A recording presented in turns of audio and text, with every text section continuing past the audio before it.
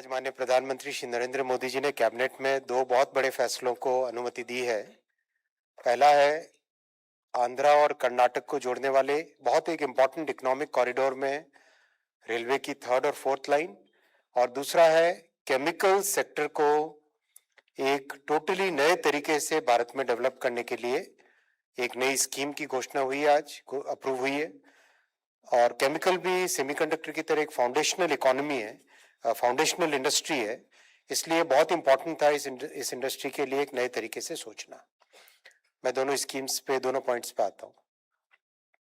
पहला प्रोजेक्ट है जो कि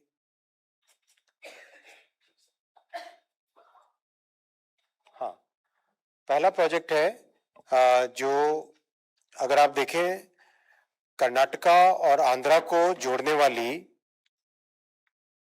ये लाइन बेसिकली गुंतकल से बेल्लारी से होसपेट, होसपेट से हुबली और हुबली से आगे अंकोला की तरफ अगर इस रूट को देखें, this is one of the most important economic corridors.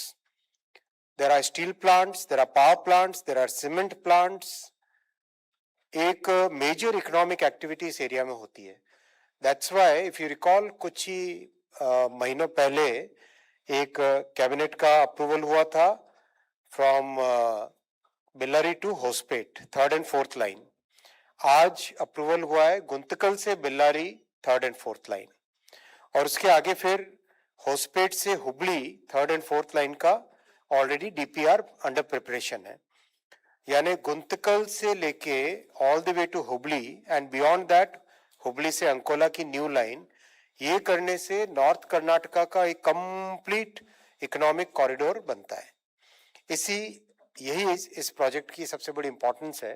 आज ये प्रोजेक्ट अप्रूव हुआ, बहुत बड़ा प्रोजेक्ट है, 46 किलोमीटर्स का, 1264 करोड़ रुपीस का इन्वेस्टमेंट इसमें आएगा। कर्नाटक आंध्र प्रदेश दोनों को जोड़ेगा ये। एक बड़ा मेजर ब्रिज है वेदावती रिवर पे, और उसके अलावा 7 मेजर ब्रिजेस हैं, 52 माइनर ब्रिजेस हैं, और 3 साल का ये प्रोजेक्ट का ड्यूरेशन है।